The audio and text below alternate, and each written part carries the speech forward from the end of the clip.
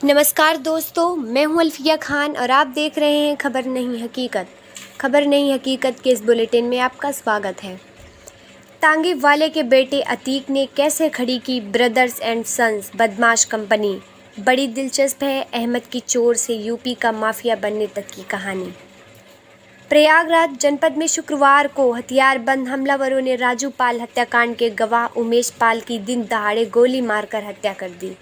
मृतक के परिवार वालों की तहरीर के आधार पर पुलिस ने माफिया अतीक अहमद, उसकी पत्नी, भाई और बेटों के खिलाफ मुकदमा दर्ज कर लिया है। पुलिस के साथ यूपीएसटीएफ शूटर्स की तलाश में लगातार ऑपरेशन चलाए हुए हैं। प्रयागराज कांड की गूंज शनिवार को विधानसभा में भी सुनाई दी। सीएम योगी आदित्यनाथ ने दो टूक शब्दों में ऐलान कर दिया कि अब माफिया को मिट्टी में मिला दिया जाएगा, जिसके बाद अब अतीक एंड फैमिली की मुश्किलें और बढ़ने लगी हैं। कौन है ये अतीक अहमद? अतीक अहमद के पिता फिरोज, जो कभी प्रयागराज रेलवे स्टेशन पर तांगा चलाते थे। फिरोज की आर्थिक हालत बहुत ख़राब थी। तांगे से जो कमाई होती उसी से घर पर रोटी पकती। फिरोज ने बेटे अतीक का दाखिला स्कूल में करवाया, लेकिन वो फेल हो गया, जिसके बाद अतीक ने पढ़ाई छोड़ दी। अतीक कुछ सालों तक पिता के साथ तांगा भी चलाया करता था, मजदूरी भी करता। इसी दौरान उसके शौक बढ़ गए। आमदनी ज़्यादा नहीं होने के कारण अतीक अपराधियों के संपर्क में आ गया। समय बीतने के साथ ही अतीक ने क्राइम की दुनिया में कदम तेज़ी से बढ़ा लिए। 17 साल की उम्र में की थी पहली हत्या। जी हाँ, अतीक की क्राइम जगत में एंट्री साल 1979 में इलाहाबाद में हत्या मामले से हुई थी। उस टाइम पर अतीक की उम्र मात्र 17 वर्ष की थी। अतीक ने अगले 3 दशक तक इलाहाबाद, फूलपुर और चित्रकूट में एक गिरोह चलाया। जानकारी के मुताबिक इलाहाबाद के खुलदाबाद पुलिस थाने में अतीक की हिस्ट्री शीटर नंबर 39A है।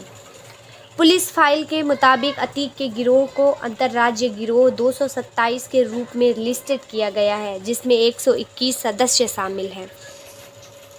1989 से डॉन से अतीक बना नेता। साल 1989 में अतीक अहमद डॉन से नेता बन गया। साल 2004 से लेकर वह करीब 6 बार इलेक्शन जीता। इसमें अतीक 5 बार इलाहाबाद पश्चिम सीट से विधायक और 1 बार फूलपुर लोकसभा सीट से सांसद चुना गया। अतीक ने अपने राजनीतिक करियर की शुरुआत निर्दलीय उम्मीदवार के रूप में की थी। इसके बाद अतीक ने समाजवादी पार्टी ज्वाइन कर ली थी और फिर बाद में अपना दल की सदस्यता ले ली।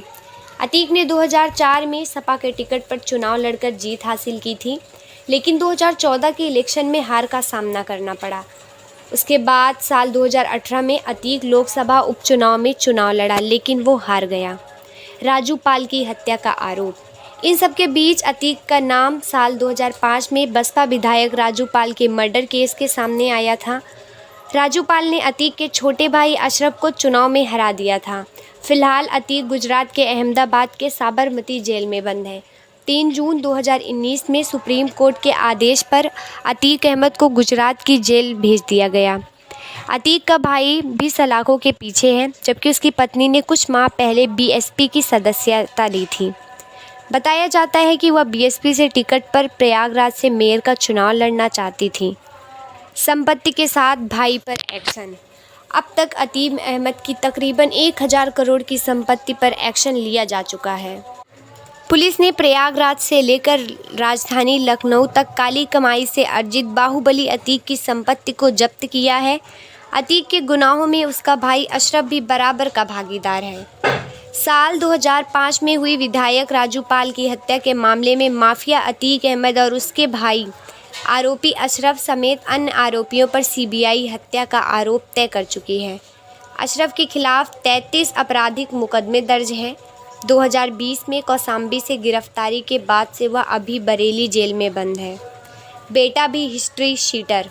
अतीक का बेटा मोहम्मद उमर भी हिस्ट्री शीटर है। साल 2018 में लखनऊ के प्रॉपर्टी डीलर मोहित जायसवाल को किडनैप कर देवरिया जेल में ले जाकर पिटाई करने के मामले में उमर आरोपी है। लखनऊ के कृष्णानगर थाने में दर्ज एफआईआर को आधार बनाकर ही लखनऊ की सीबीआई स्पेशल क्राइम ब्रांच ने केस दर्ज कर जांच शुरू की। इस मामले में अतीक, उमर सहित 18 को नामजद किया गया था। उमर पर 2 लाख का इनाम था। उसने 3 महीने पहले अगस्त 2022 में सरेंडर कर दिया था। दूसरा बेटा भी पिता के ही नक्शे कदम पर।